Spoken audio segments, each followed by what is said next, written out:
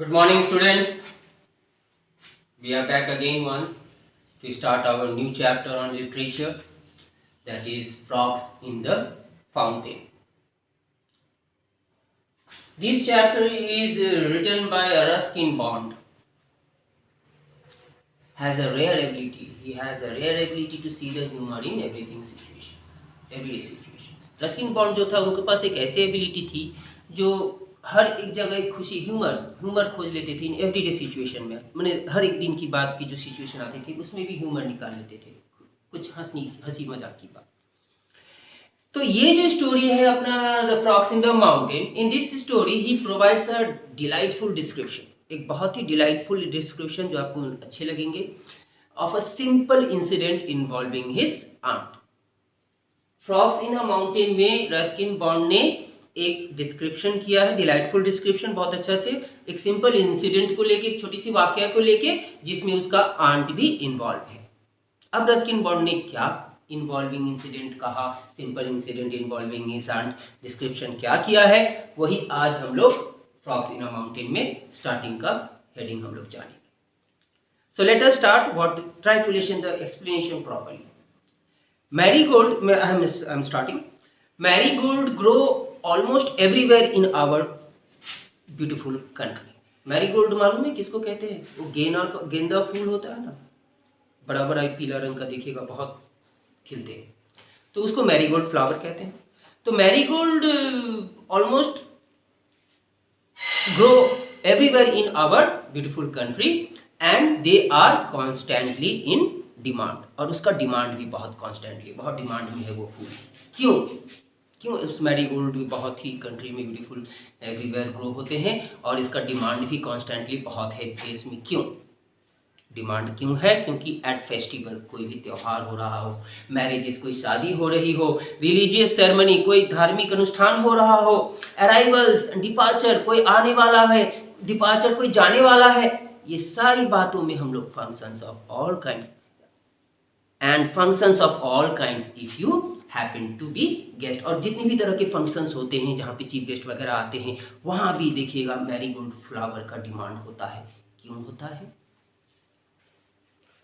क्योंकि honour a public occasion, be prepared to be smothered covered in garlands by, be prepared to be smothered garlands of marigold. तो कह रहे हैं ये सब अनुष्ठानों में जो भी मैंने आपका कहा, festival, marriages, religious ceremony, arrivals, departure, functions of all kinds, और गेस्ट और का ऑनर लेने अगर जाना है तो क्या होती है, इतना प्रिपेयर करना कि आपका पूरा बॉडी, और ये उतना आपका अगर चाहता है तो पूरा मैरीगोल्ड फ्लावर से ढक देता है आपको यहाँ तक। ये बात आपको आती है। तो ये बात आने के बाद क्या होती है, वेलकमिंग कर रहा है आपको। तो एक्चुअली हुआ क्या, these welcoming garlands because on the occasion of sleeping bee। अब क्या हुआ, देखिए एक बात, वाक्य क्या होगा इनको of marigold, I am a little very of this welcoming garlands because. अब ऑथर कह रहा है इतना सारा मैरीगोल्ड का डिमांड है, ये सारे तरह का फंक्शंस, रिलीजियस फेस्टिवल, जितना भी ओकेशंस मैंने कहा, उस सब में मैरीगोल्ड की बहुत डिमांड होती है, क्योंकि उनको उससे हम लोग को रेस्पेक्ट करते हैं, अराइवल गेस्ट, डिपार्चर गेस्ट, और जो भी फेस्टिवल्स में उसको लेके हम लोग डिपार्चर करते हैं। लेकिन ऑथर का है कि I am very about this marigold, कि मुझे थोड़ा कॉशियस रहना पड़ता है इस मैरीगोल्ड से। क्यों उन्होंने ऐसा कहा? क्योंकि उनको ये बात क्या याद है, I am little wary about this welcoming garlands because on the occasion of a sleeping bee. On a occasion, एक ओकेजन हो रहा था, उसमें क्या हुआ, इनका तो पूरा मैरीगोल्ड का माल, ऑथर का मैरीगोल्ड से फ्लावर से माला से पूरा ढके हुए थे। तो एक ओकेजन में क्या हुआ, a sleeping bee nestling between the petals, एक मधुमक्खी उस फ्लावर के पेटल्स अंदर में छिपे हुए थे, स्लीपिंग सो रहे थे। अब इस तरह से था, तो यहाँ पे वो स्लीपिंग करते करते क्या हुआ, कहीं पे वो माला वगैरह ज्यादा हिला तो उसका चिन में वो भी काट लिया। वो जो मधुमक्खी था, he has bitten in his chin, flew out and stung me under my chin। वो फ्लू करके या मेरा चिन के अंदर काट लिया था, इसलिए मैं उस तरह का फ्लावर और मैरीगोल्ड के गार्लैंड से थोड़ा बहुत कॉशियस रहता हूँ, ध्यान ही रखता हूँ कि ये जितना ना आए मेरे। It made for a very short speech, और उसके कारण जो काट जो लिया बीच बी हमको, तो उसके लिए जो जिसके लिए अनुष्ठान के लिए जो मैं स्पीच करने वाला था वो भी लंबा चौड़ा स्पीच नहीं कर पाया मैं, उसी काट का डंक लेके मैं बैठना पड़ा, बहुत छोटा सा स्पीच देके मुझे उस फंक्शन से हटना पड़ा था। When he told young Gautam, अब यहाँ तो मैरीगोल्ड के बारे में हम जाना, stung sleeping bee under his chin, author को काट लिया। अब क्या हुआ आगे, यहाँ देखिए, अब ये सारी वाक्य जब उसने अपना बेटा गौतम को कहा, when he told young Gautam about this the incident, he asked, is that how you got a double chin fat under your person? कि क्या इसी के कारण आपका ये डबल चिन दिख रहा है?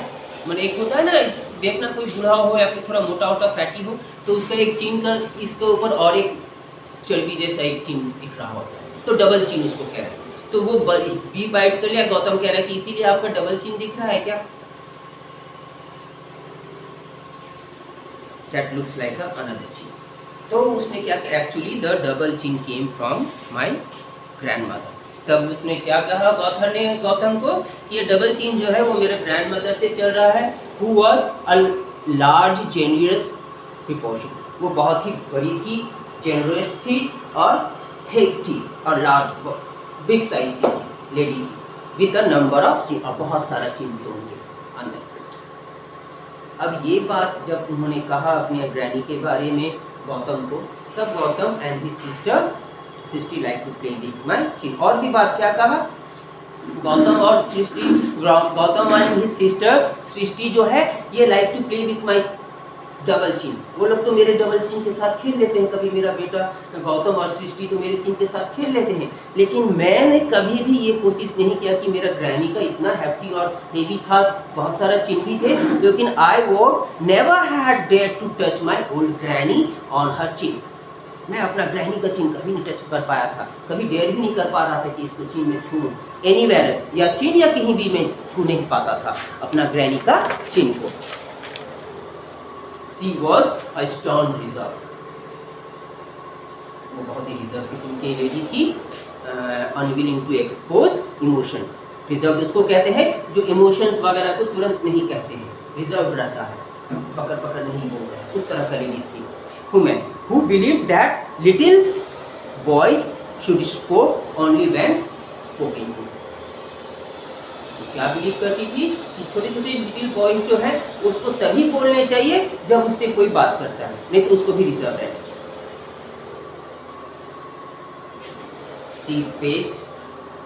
She paid us reasonably well, बहुत अच्छा से हम लोगों को रखा उसने। ऑथर ने कहा अपना ग्रैनी के बारे में, she kept a great खानसामा, खानसामा उसको कहते हैं कुक जो खाना वाना बनाती है, वो भी उसके पास एक रहती थी बहुत अच्छा। But she did not believe in second helping, लेकिन उनको सेकंड हेल्पिंग में बिलीव नहीं करते, खुद बनाते, से दूसरा कोई मदद करे ये नहीं हेल्प करते। With the result I have spent the rest of my life indulging in second helping, लेकिन मेरा जो लाइफ चला उस तरह नहीं चला, मैं हमेशा सेकंड हेल्पिंग में ही बिलीव करता रहा और वही सेकंड हेल्पिंग मुझे अभी तक चल रहे हैं। 2 mutton koftas were all that I was allowed with a plate of rice. कह रहा है मैं जब खाता था ग्रैनी के साथ तो तब मुझे 2 ही मटन कोफ्ता मिलते थे। अब ग्रैनी कह दिया आपको अब फेवरेट डिश मटन कोफ्ता, तब वो जब खाते थे कहते कि 2 ही मटन कोफ्ता उनको मिलते थे प्लेट ऑफ राइस के साथ। आई लाइक कोफ्ता, मुझे कोफ्ता बहुत पसंद आते थे, स्टिल डू, अभी भी मुझे पसंद आते हैं। And it was painful for a small boy to have to stop at 2, लेकिन इस वक्त की लड़का में जब मैं था चाइल्डहुड में तब मुझे बहुत दुख होते थे कि मुझे 2 ही मटन कोफ्ता के साथ चुपचाप खा के बैठने पड़ते थे, और वो चाइल्डहुड में मुझे और भी इच्छा होती थी कि और मैं खाऊं, लेकिन मैं नहीं खा पाता था क्योंकि मेरा ग्रैनी का रिजर्व डिसिप्लिनरी एक्शंस जो होते थे वो उसके आगे मैं नहीं बोल पाता। Not that I am grown man, और अब मैं बड़ा हो चुका हूँ, ना that I am a grown man with an independent source of income, मैं अब बड़ा हो चुका हूँ, मेरा सोर्स ऑफ इनकम भी इंडिपेंडेंट हो चुका है। I help myself to fall.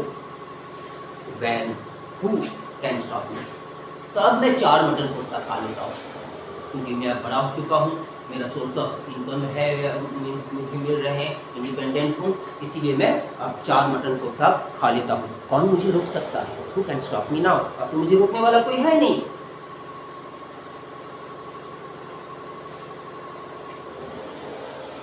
Doctor Bahisht who drops to see me.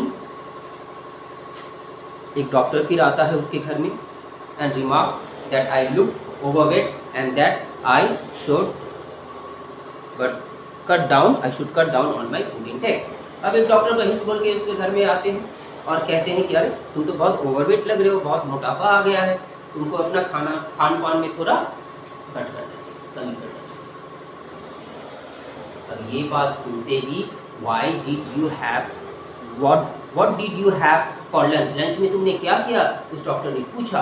तो उसमें डॉक्टर ने कहा, वो ऑथर ने कहा, मैं तो कोफ्ता करी और राइस खाया हूँ। How much rice? राइस कितना खाया हो? जस्ट 2 स्मॉल हेल्पिंग, 2 ही छोटा कप से वो लिया हूँ, चावल लिया हूँ। और हाउ मेनी कोफ्ता? कितना कोफ्ता खाए हो? ओनली 4, 4 कोफ्ता खाया।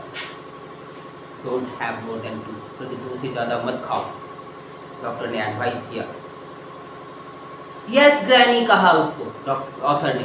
यस ग्रैनी क्यों कह रहे हो? अचंबा रह गया, वो तो डॉक्टर था। तब उसने कहा, I said doctor Bahisht gave me a puzzled look. जब ये यस ग्रैनी कहा तो डॉक्टर पजल्ड लुक करके उसने कहा, sorry I said I thought you are my grandmother. मुझे लगा कि तुम मेरा ग्रैंड मदर हो। Now he thinks I have got Alzheimer. अब वो सोचती है कि मेरे कोई बीमारी हो गया है, जिसको लॉस ऑफ मेमोरी हो जाता है, अल्जाइमर, वो आपको कह देंगे। और एक डिजीज़ कहती है लॉस ऑफ मेमोरी हो जाती है, और एबिलिटी टू स्पीक क्लियरली। उस बीमारी जब होती है तो अच्छा से क्लियरली बोल नहीं पाते, इस तरह का बीमारी हो गया है।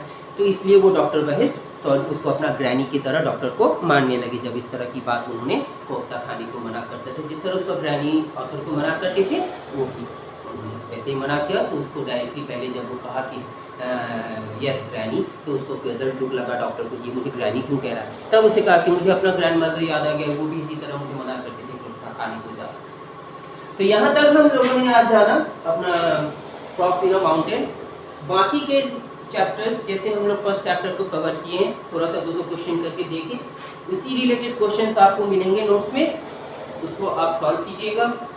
होमवर्क कॉपी में लिखना है और लिख के मुझे रिपोर्ट कीजिएगा। बाकी सॉल्व आंसर्स क्वेश्चन जो है फर्स्ट चैप्टर का, वो मैं आपको भेजूंगा, वो सारा अच्छा से क्लास वर्क कॉपी में आपको लिखने हैं। होमवर्क कॉपी में जो आपका एक्सप्लेनेशन यहाँ सुन रहे हैं, उस हिसाब से अपने खुद को ही उसका आंसर करने हैं। आपका एक्सप्लेनेशन क्या समझ आया, कैसे सेंटेंस फ्रेम कर पाते हो, वो मुझे ज्ञात होगी। इसीलिए वो मैं किसी को शेयर मत करना, अपना खुद जितना आता है, जो भी एक्सप्लेनेशन आपने यहाँ सुना, उस हिसाब से जो भी आप लिख पाते हो, वो होमवर्क कॉपी मुझे चाहिए। बाकी आपका स्टैंडर्ड लिखा हुआ जो भी आपका सारे क्वेश्चंस का होगा, वो मैं आपको भेज दूंगा नोट्स में, वो आप क्लास वर्क कॉपी में अच्छे से उतार लें। ठीक है? Any problem, do consult me. Till then, goodbye, have a nice day, thank you.